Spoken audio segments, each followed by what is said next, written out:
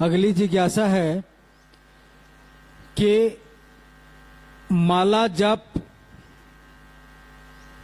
और अजपा जप जो साहब ने शिष्यानुभूति में लिखा है वो ठीक से हम लोग नहीं समझ पा रहे हैं। ये दोनों क्या चीज है, दोनों में क्या अंतर है, कृपया समझाया जाए। जिज्ञासा आपने सुनी। माला पे जप करना और अजपा जप यानी कि सांस पे जप करना, इन दोनों में क्या अंतर है और दोनों के क्या परिणाम है? तो साहब ने बहुत बार बताया भी है और आज भी हम लोग उसी व्याख्या को, उसी बात को दोहराने की कोशिश करते हैं।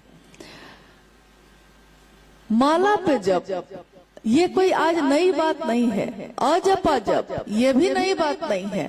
प्राचीन समय से हमारे शास्त्र, हमारे वेद, हमारे उपनिषद, हमारे पुराण इस बात का जिक्र करते हैं कि माला पे जप किया जाता है मंत्रों का और सांसों पे भी किया जाता है, यानी अजपा जप भी प्रचलित रहा है।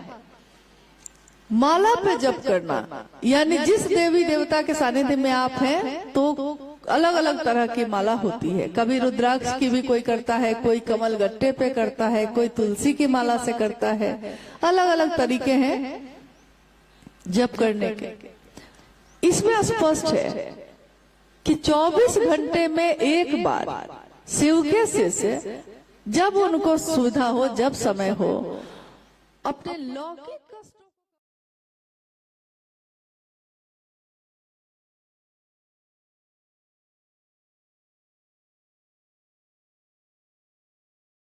शामिल होते हैं। क्योंकि अगर भाव शामिल नहीं है तो सीधे मशीन की तरह तो दोहरा देंगे हम, लेकिन भाव है नहीं प्रणाम का तो काम करेगा नहीं। मंत्रानुक्रम से माला पे जो जप होता है वो कैसे होगा? मंत्रानुक्रम। इसका अर्थ होता है कि मंत्र एक के बाद एक बार मंत्र बोले, फिर दूसरी बार बोले, फिर तीसरी बार, फिर चौथी बार, फिर पांचवी बार और करते करते 108 बार। इसका सांसों से कुछ लेना देना नहीं है। मन में महादेव के लिए भाव लाइए प्रणाम का, एक दाना आगे बढ़ाया आपने और नमः शिवाय मंत्र का प्रयोग आप कर सकते हैं। इसके लिए नमः शिवाय प्रणाम जो है, नमः शिवाय मंत्र से प्रणाम शिव के समग्र स्वरूप को प्रणाम निवेदित करता है। गुरु को तो करता ही है, गुरु के साथ साथ महादेव के जितने रूप हैं समग्र संपूर्ण रूप को प्रणाम करता है। तो पंचाक्षर मंत्र बहुत सदियों से चलता आया है और इसके परिणाम हैं 24 घंटे में एक बार अगर आप ये कर लेते हैं तो अब आपने कहा कि सांसों पे चढ़ाते हैं। जैसे बहुत लोग क्या करते हैं कि एक दाना बढ़ाए, एक बार सांस लिए, एक बार छोड़े, ये भी दोनों को मिला देते हैं। माला जप और अजपा जप दोनों को मिला देते हैं। तो होता यह है कि जैसे दो नाव पे एक साथ सवारी आप कर रहे हैं, दो नाव चल रही है, एक इस पे है पैर और एक इस पे है, तो क्या होगा? पानी में गिर जाएंगे, कोई नाव काम नहीं करेगा। तो दोनों को एक साथ नहीं किया जाता, उसको मंत्रानुक्रम से करना है। 108 बार, जितनी बार आपका मन शांत है अपना कर लीजिए, जब आपको समय है। इसके लिए समय निर्धारित नहीं है। कहीं कहीं लोग समझा देते हैं कि 4 बजे सुबह में करना चाहिए। जी नहीं, ऐसा कुछ भी नहीं है। यहाँ तक कि शिव पुराण की वायवीय संहिता में भी लिखा है कि जब सारा संसार धर्म से विमुख हो जाएगा और गुरु और शिष्य परंपरा भी जाती रहेगी, संसार के जगत के लोगों के लिए एकमात्र मंत्र बचेगा नमः शिवाय। एकमात्र विकल्प, एक ही चीज बचेगी जो आश्रय देगी, जो सहारा देगी। और साहब कहते हैं कि शिव की शिष्यता और शिव को प्रणाम करना आपके मन को अतुलनीय शांति प्रदान करता है। अतुलनीय मतलब एक होता है कि हम आपको कहें कि सब कोई एकदम चुप हो जाइए, तो आप लोग सब कोई चुप हो जाइएगा, तो क्या होगा? सन्नाटा हो जाएगा। सन्नाटा तो हो जाएगा, आवाज नहीं हो रही है कहीं। लेकिन क्या सारे लोगों का मन भी शांत हो गया है? मुंह तो बंद हो जाएगा, सन्नाटा हो जाएगा, लेकिन मन तो शांत नहीं होगा। यानी मन में शांति तो नहीं होगी। सन्नाटा लाया जा सकता है, लेकिन आंतरिक शांति, मन की शांति सिर्फ शिव की दया के आश्रय में ही है। तो ये विधा 24 घंटे में एक बार आप मंत्रानुक्रम से कर सकते हैं। उसमें यह भी है कि ये एक ऐसा मंत्र है जिसके लिए कोई नक्षत्र, कोई दिन, कोई स्थिति, शुद्ध अशुद्ध, पवित्र अपवित्र, कोई मतलब ही नहीं है इन चीजों का। अगर आप नमः शिवाय से प्रणाम कर रहे हैं तो यानी इसके लिए आप कोई समय निकालने की आपको जरूरत नहीं है। जब आपको जिस स्थिति में भी आप शिव को प्रणाम करेंगे वो प्रणाम ग्रहण होता ही होता है। अब हम आते हैं अजपा जप पे, यानी एक ऐसा जप जिसकी गिनती नहीं की जा सकती। अजपा जप मतलब ही हुआ ऐसा जिसका जप नहीं किया जा सकता, गिनती ही नहीं हो जिसकी। और ये क्या है, कौन माला है ये? तो ये है सांसों की माला। कभी आपने गीत सुना होगा, सांसों की माला पे जपलूं मैं शिव का नाम।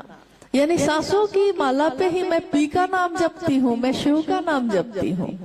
सांस सांस पे, श्वास श्वास पर नाम ले, वृथा श्वास मत खोए। क्या जाने इस जीवन में फिर आना हो न हो, क्या पता इस जीवन में फिर आएंगे कि नहीं आएंगे। तो एक एक सांस पे उनका नाम ले ले हम लोग, ताकि कोई सांस व्यर्थ न हो जाए। अजपा जप विधि सर्वोत्तम विधि है शिव को प्रणाम करने की। और क्योंकि मंत्र जो है 5 अक्षरों का ही सांस पे चढ़ सकता है और उतर सकता है, और वो मंत्र है नमः शिवाय, यानी नमः चढ़ा और शिवाय उतरा। शिव की शिष्यता में इसकी क्या भूमिका है? आपने अभी घटनाओं को सुना है, साहब के जीवन की घटनाओं को। जब उन्होंने 1974 में शिव को अपना गुरु माना था, तो 1975 में बिहार में एक जिला है मुजफ्फरपुर, वहां का एक ब्लॉक है, प्रखंड है तुर्की। तुर्की के टीचर ट्रेनिंग कॉलेज के प्रिंसिपल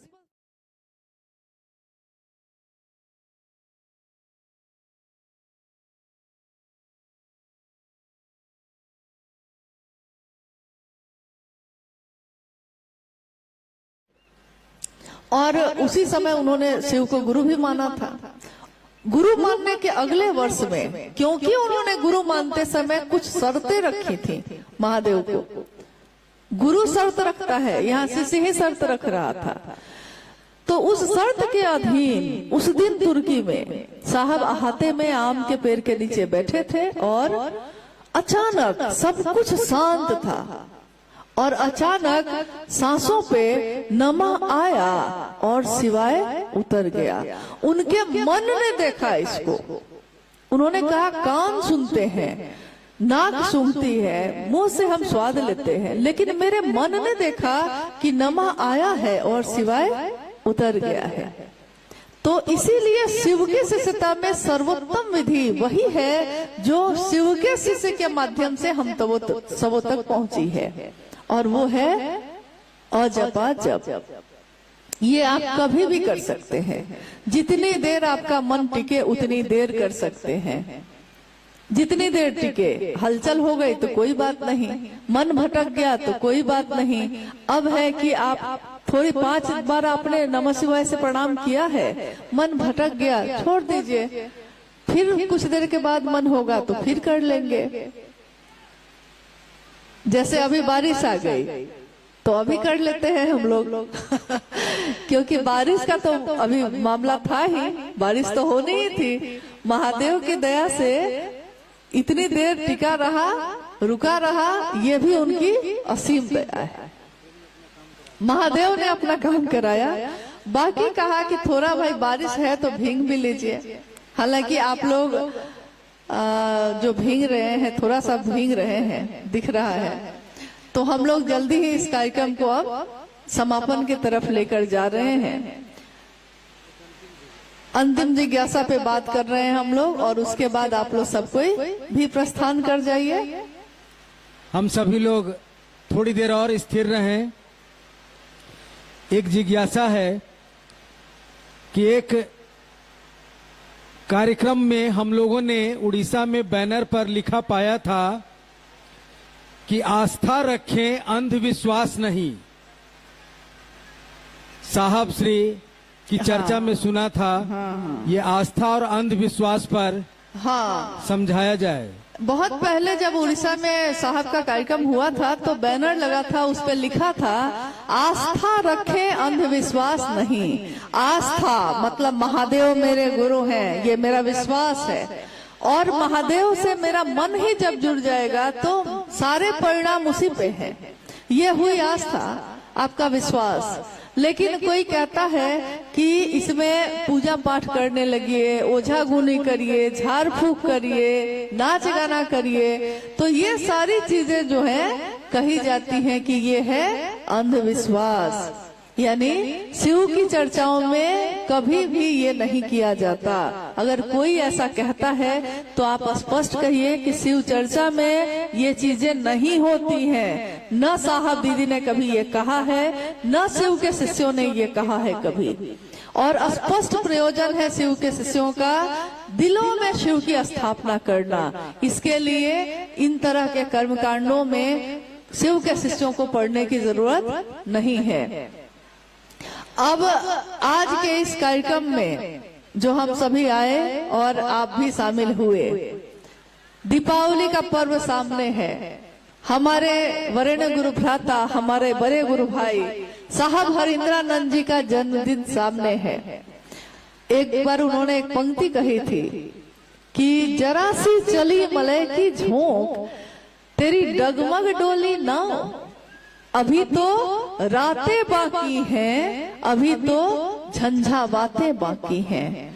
थोड़ी सी बारिश में सब कोई हड़बड़ाए, क्यों हड़बड़ा गए?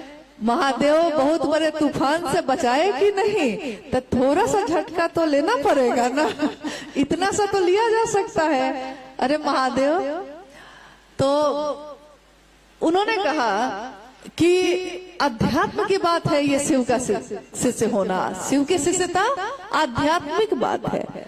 तो किसी ने पूछा उनसे कि आध्यात्मिक क्या होता है, अध्यात्म आध्यात्मिक होना ये क्या होता है?